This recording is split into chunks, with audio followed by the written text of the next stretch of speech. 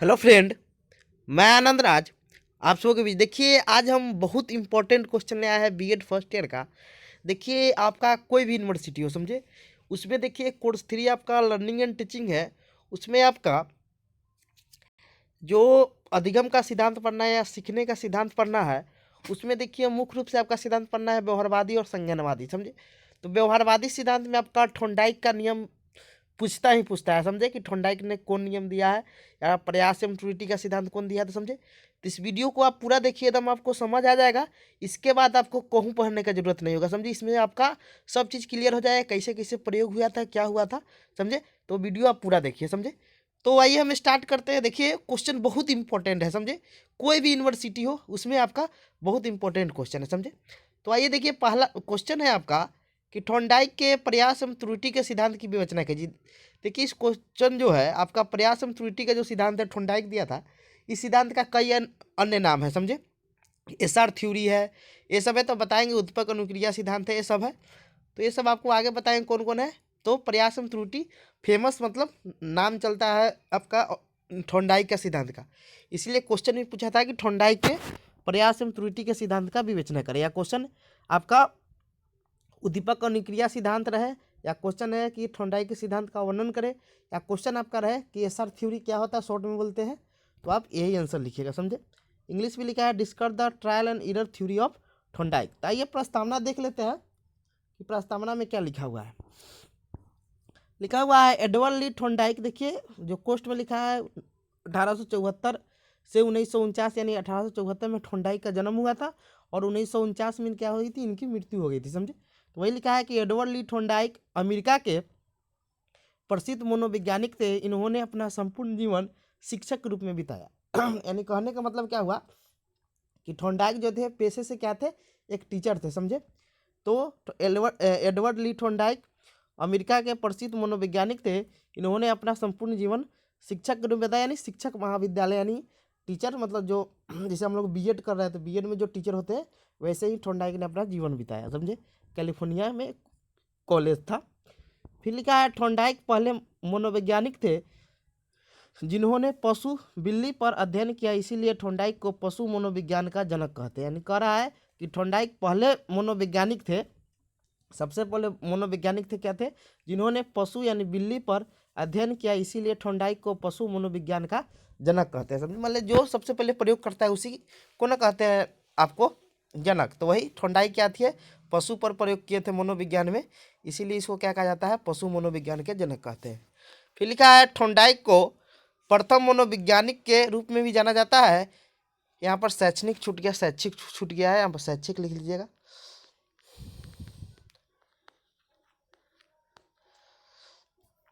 Thorndike को प्रथम शैक्षिक मनोवैज्ञानिक के रूप में जाना जाता है क्योंकि उन्होंने शिक्षा के क्षेत्र में अधिगम के सिद्धांत दिए थे, समझे। यानी जो आपके थॉर्नडाइक थे वो कहते हैं कि प्रथम शैक्षिक मनोवैज्ञानिक थे, क्योंकि ये क्या कहते हैं कि शिक्षा में क्या दिए थे, कि अधिगम या सीखने के सिद्धांत दिए थे, समझे। यहाँ तो शैक्षणिक छूट गया है, शैक्षिक, यहाँ पर प्रथम शैक्षिक मनोवैज्ञानिक लिख लीजिएगा, समझे।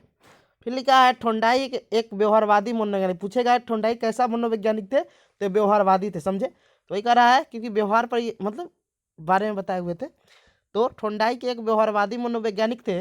व्यवहारवादियों के अनुसार अनुक्रिया एवं उत्पक के मध्य बनने वाले अनुबंधन ही अधिगम है, अर्थात जब अनुबंधन हो गया तो अधिगम हो गया। आप देखिए, यहाँ पर आपको दो शब्द मिला होगा कि अनुक्रिया क्या होता है, उद्दीपक क्या होता है, और अनुबंधन क्या होता है। तीन शब्द आपको मिला होगा, तीनों का मतलब समझेंगे तभी आप समझिएगा सिद्धांत। देखिए, जो बीएड फर्स्ट ईयर में जो कोर्स आपका 3 है लर्निंग एंड टीचिंग, बहुत टफ माना जाता है, इसीलिए इसको थोड़ा अच्छा से नहीं पढ़िएगा तो आपको समझ नहीं आएगा, समझे। तो वही कह रहा है कि व्यवहारवादियों के अनुसार अधिगम क्या था, यानी सीखना क्या है, कैसे आप सीखिएगा। तो अनुक्रिया और उद्दीपक के मध्य बनने वाला अनुबंधन ही क्या है, आपका अधिगम है, समझे। अर्थात जब अनुबंधन हो गया तो अधिगम हो गया। अब देखिए, आप तीनों चीज समझेंगे, अनुक्रिया क्या होता है, उद्दीपक क्या होता है, अनुबंधन क्या होगा, ये चीज समझिएगा तभी आपको आगे कुछ समझ आएगा। तो ये यहाँ देखते हैं तीनों का मतलब क्या होता है। देखिए, अनुक्रिया का मतलब क्या होता है, यानी इंग्लिश में रिस्पॉन्स कहते हैं इसको। लिखा है कोई भी प्राणी जब उद्दीपक, उद्दीपक माने लक्ष्य होता है, समझे। कोई भी प्राणी जब उद्दीपक के प्रति क्रिया करता है तो उसे अनुक्रिया कहते हैं। देखिए, क्रिया जो होता है ना 3 प्रकार का होता है, समझे। एक होता है आपका अनुक्रिया, एक होता है प्रतिक्रिया, एक होता है सहज क्रिया। आप तीनों में अंतर समझिए क्या होता है। देखिए अनुक्रिया कहने का मतलब कोई लक्ष्य के लिए कर रहा है। जैसे मान लीजिए आपको टीचर बनना है तो आप पढ़ाई कर रहे हैं, यानी आपको आईएएस बनना है तो आप पढ़ाई कर रहे हैं, समझे। तो पढ़ाई जो हो गया वही क्या हो गया, अनुक्रिया हो गया, समझे। यानी लक्ष्य के प्रति होने वाली क्रिया को क्या कहते हैं, अनुक्रिया कहते हैं। सिंपल भाषा में समझ जाइए, समझे। अब देखिए अनुक्रिया हो गया। प्रतिक्रिया क्या होता है, समझे। प्रतिक्रिया को कहने का मतलब मान लीजिए बचपन में आप लोग खेलते होंगे तो कोई आपको एक थप्पड़ मारता होगा तो एकदम झटक से आप भी एक थप्पड़ मार देते होंगे। प्रतिक्रिया यानी एक्शन के बराबर रिएक्शन। आप पढ़े हैं ना न्यूटन के गति का तीसरा नियम, समझे। यानी कोई जैसे एक्शन होगा उसके मतलब जस्ट विपरीत क्या होता है, मतलब रिएक्शन होता है, समझे। तो उसी को हम लोग प्रतिक्रिया कहते हैं, समझे। जैसे मान लीजिए आप दवाई खाते हैं तो उसका साइड इफेक्ट होता है तो बोलते हैं ना कि रिएक्शन कर गया, समझे। तो वही प्रतिक्रिया हो गया। और सहज क्रिया जो वैसी क्रिया जो जमजात होती है, जैसे मान लीजिए आप रो रहे हैं तो आंसू गिर रहा है तो क्या हो गया, प्याज काटने से क्या होता है कि आंसू गिरने लगता है, तो ये आपका सहज क्रिया होगी। नहीं वैसी क्रिया जो जमजात होती है उसे सहज क्रिया कहते हैं। तो यहाँ अनुक्रिया का मतलब समझ गए कि अनुक्रिया का सिंपल मतलब क्या हो गया कि वैसी क्रिया जो क्या हो, लक्ष्य के प्रति हो, यानी कोई लक्ष्य है उसके प्रति कर रहा है। जैसे मान लीजिए सिंपल समझिए बीएड के लिए आप पढ़ रहे हैं, बीएड में अच्छा नंबर के लिए, तो क्या हो गया, पढ़ रहे हैं तो क्या हो गया कि लक्ष्य के लिए पढ़ रहे हैं, तो आपका अनुक्रिया हो जाएगा, समझे। अब आइए उद्दीपक समझते हैं। उद्दीपक क्या होता है कि वह वातावरण या घटक जिसे प्राणी अपनी अनुक्रिया के द्वारा प्राप्त करना चाहता है उसे उद्दीपक कहते हैं। यानी कह रहा अनुक्रिया के द्वारा, यानी आप क्रिया के द्वारा क्या करना चाहते, प्राप्त करना चाहते हैं, वही क्या हो गया। जैसे मान लीजिए आईएएस बनना चाहते हैं तो आईएएस आपका क्या हो गया कि उद्दीपक हो गया, यानी लक्ष्य हो गया। और उसके लिए पढ़ रहे हो क्या, आप क्या हो गया, अनुक्रिया हो गया, समझे। तो वही कह रहा है कि वह वातावरण या घटक जिसे प्राणी अपनी अनुक्रिया के द्वारा प्राप्त करना चाहता है उसे उद्दीपक कहते हैं। जैसे मेरा लक्ष्य टीचर बनना है, गवर्नमेंट, तो टीचर बनना उद्दीपक हो गया। यानी टीचर गवर्नमेंट टीचर आपका क्या हो गया कि वो आपका उद्दीपक हो गया, स्टिमुलस हो गया, समझे। इंग्लिश में स्टिमुलस कहते हैं उद्दीपक को, या उत्पन्न भी लिखा रहता है। तथा उस लक्ष्य को प्राप्त करने के लिए आप पढ़ाई कर रहे हो, अनुक्रिया हो गया। यानी पढ़ाई कर रहे हो आपका क्या हो गया, अनुक्रिया हो गया। और टीचर बनना आपका क्या हो गया, तो वो आपका आपका उद्दीपक हो गया। देखिए एक और चीज़ आपको समझाते हैं कि देखिए जैसे मान लीजिए आपको आईएएस बनना है तो आईएएस बनना है तो आईएएस आपके लिए उद्दीपक हो गया, आप पढ़ाई कर रहे हैं उसके लिए, वो आपका अनुक्रिया हो गया। अब देखिए तीसरा आपका है कि अनुबंधन क्या होता है, यानी बॉन्डिंग जिसे कहते हैं। यदि प्राणी अनुक्रिया करके उद्दीपक को प्राप्त कर लेता है तब इन दोनों के मध्य एक संबंध बनता है, इसे मनोविज्ञान में अनुबंधन कहते हैं। यानी कहने का मतलब क्या हुआ कि मान लिया आप अच्छा पढ़िएगा तो आप आईएएस बन जाइएगा, तो एक संबंध बनेगा ना, यानी पढ़ाई और आपके आईएएस में एक संबंध बनेगा, रिलेशन बनेगा। उसी को हम लोग क्या कहते हैं, अनुबंधन, बॉन्डिंग कहते हैं। यानी बॉन्डिंग बनता है तो मनोविज्ञान में उसी को क्या कहते हैं, अनुबंधन कहते हैं। तो वही कह रहा है यदि प्राणी अनुक्रिया करके उद्दीपक को प्राप्त कर लेता है तब इन दोनों के मध्य एक संबंध बनता है, इसे मनोविज्ञान में अनुबंधन कहते हैं। जैसे सिंपल भाषा में समझिए कि मान लीजिए आप आईएएस के लिए पढ़ रहे हैं तो पढ़ाई कर रहे हैं, तो सब अब जितना 100 आदमी पढ़ता है, 100 आदमी को तो जॉब नहीं लग जाता है।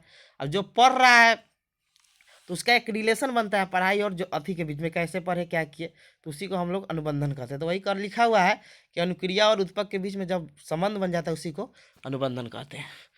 चलिए अब आगे देखते हैं। 3 को चीज़ समझ गए होंगे कि अनुक्रिया क्या होता है, उद्दीपक अनुक्रिया हो गया कि आप लक्ष्य के लिए जो क्रिया कर रहे हैं अनुक्रिया हो गया।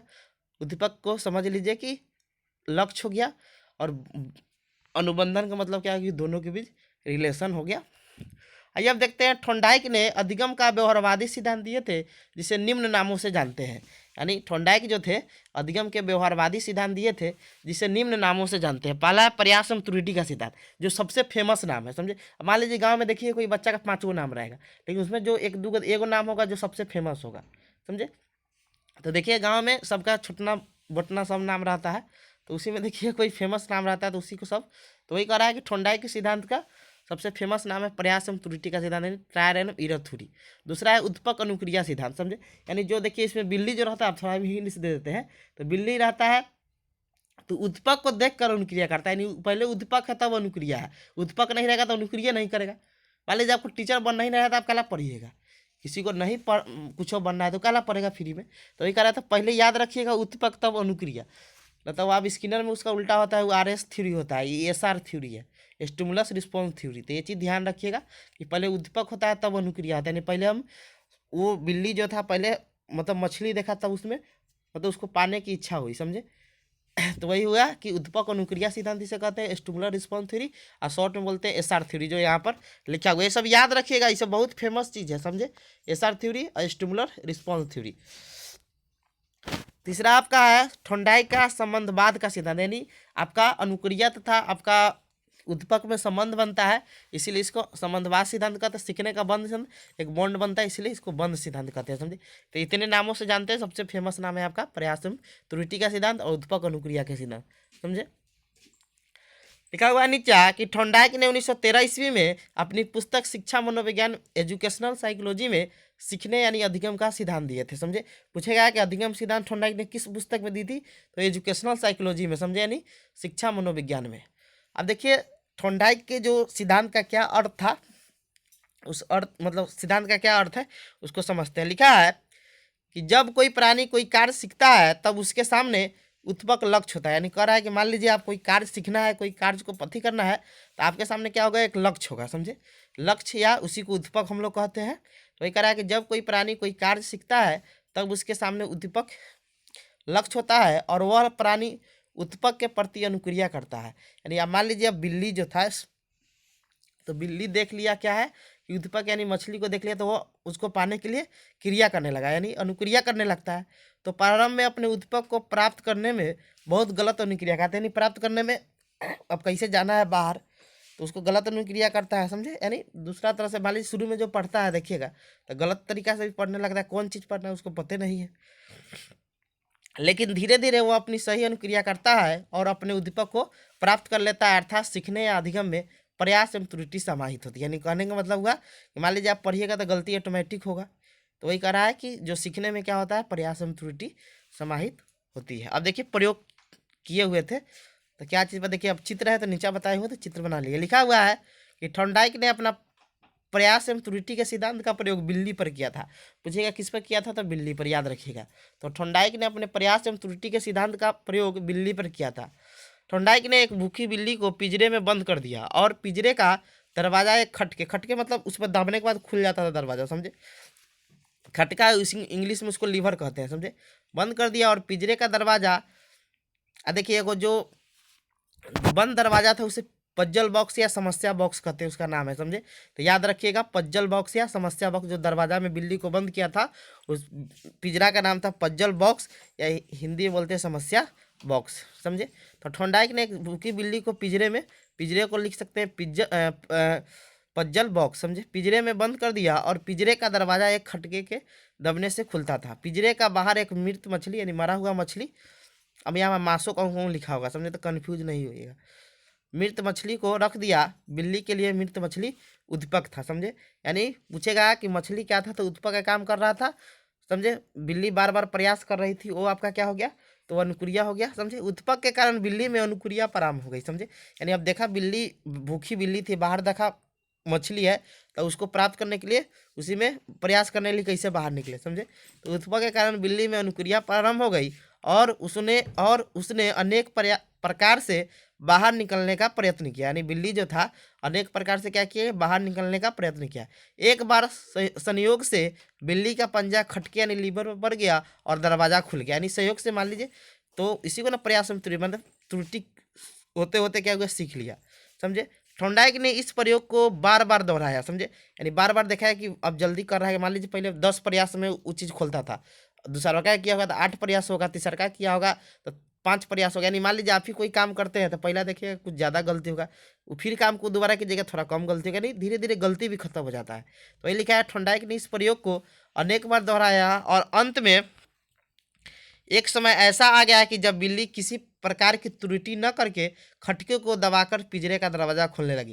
यानी ऐसा है कि एक के बार में दरवाजा क्या करी, खोल ली, समझे। अर्थात व्यवहारवादियों के अनुसार अधिगम में भूल त्रुटि समाहित रहती है तथा इसके लिए बार बार प्रयास या प्रयत्न करना पड़ता है, समझे। यानी व्यवहारवादी वैज्ञानिक या यहाँ पर थोंडाइक भी लिख सकते हैं कि व्यवहारवादियों के अनुसार अधिगम में भूल त्रुटि समाहित रहती है तथा इसके लिए बार बार प्रयास या प्रयत्न करना पड़ता है। आप देखिए चित्र बनाना है तो इसको आप चित्र बना सकते हैं, आपको जैसे अच्छा लगे, समझे। इसे चित्र बना सकते हैं, यहाँ पर मछली मांस रखा है, यहाँ मछली लिख सकते हैं, समझे। चटकनी वही लीवर को बोलते हैं, जिस पर लगने के बाद दरवाजा क्या होगा कि मान लीजिए यहाँ पर जैसे मूस नहीं होता है, उसको पकड़ने के लिए सही नहीं रहता है, जैसे उस पर रखेगा बंद हो जाता है, समझे। तो ये दरवाजा हो गया, ये चटकनी जिसे लीवर बोलते हैं, बिल्ली हो गई, समस्या बॉक्स जिसे पजल बॉक्स भी कहते हैं, समझे। ये मछली हो गया। तो प्रयास चित्र ऐसे आप एग्जाम में बना सकते हैं, आपको अच्छा नंबर आ जाएगा, समझे। आप ऐसे भी कर सकते हैं, ऐसे भी बना सकते हैं, आपको ये भी अच्छा लगे तो ये भी बना सकते हैं, समझे, ये बना सकते हैं, समझे। थोड़ा लिखा है ना, प्रयासम त्रुटि का सिद्धांत 1913 ईस्वी में दिया गया था। और नव उत्पन्न क्रिया सिद्धांत हो गया। आवृत्ति मतलब बार बार प्रयास करना, आवृत्ति मतलब दोहराना होता है। एसआर थ्योरी, बॉन्ड थ्योरी, संबंधवाद थ्योरी। अब प्रयोग भूखी बिल्ली पर, उत्पक मछली हो गया, चालक को भूख है, ये सब बताएंगे नीचा। अब देखिए लिखा हुआ है, थोंडाइक ने इस सिद्धांत में निष्कर्ष निकाले, यानी इस सिद्धांत से क्या निष्कर्ष निकाले। पहला पॉइंट लिखा हुआ है कि अधिगम में प्रयास एवं भूल समाहित रहता है, यानी कह रहा था कि अधिगम में क्या रहता है, प्रयास एवं भूल, मतलब गलती का कहना कोई सीखता है, समझे। तो भूल या त्रुटि भी लिख सकते हैं वहाँ पर कि अधिगम में प्रयास एवं त्रुटि समाहित रहा। दूसरा है अधिगम अनुबंधन का परिणाम है, यानी व्यवहारवादियों के अनुसार क्या है कि अधिगम अनुबंधन, यानी अनुबंधन हो गया, दोनों के बीच में रिलेशन बन गया, तो क्या हुआ कि अधिगम हो गया और सीख लिया। तो वही लिखा है कि अधिगम अनुबंधन का क्या है, परिणाम है। तीसरा पॉइंट है कि उनके अनुसार अधिगम में समय लगता है या उत्तरोत्तर होता है। उत्तरोत्तर मतलब कि धीरे धीरे एक कदम, जैसे मान लीजिए अभी सीढ़ी पर चढ़ते हैं तो एक चढ़ते हैं, दो चढ़ते हैं, मतलब धीरे धीरे न बढ़ता है, समझे। तो वही कह रहा है कि अधिगम कि थोंडाइक के अनुसार अधिगम में समय लगता है या उत्तरोत्तर होता है, समझे। उत्तरोत्तर मतलब कि धीरे धीरे आपका बढ़ेगा, समझे। जैसे बिल्ली था तो क्या किया, पहले 5 गलती करता था, अब 2 गलती किया, फिर 1 होता, फिर अब गलती नहीं किया होगा। चौथा में है कि अधिगम संज्ञान, संज्ञान मतलब ज्ञान, समान भाषा में, समझे। संज्ञान पर आधारित नहीं होता है, अर्थात अधिगम प्रयत्न पर आधारित, यानी प्रयत्न कीजिएगा तभी सीखेगा, व्यवहारवादियों के अनुसार कहा गया था। अब देखिए थोंडाइक के सिद्धांत के निम्नलिखित चरण थे, मतलब थोंडाइक के जो प्रयास एवं त्रुटि सिद्धांत के निम्नलिखित चरण थे। पहला था चालक।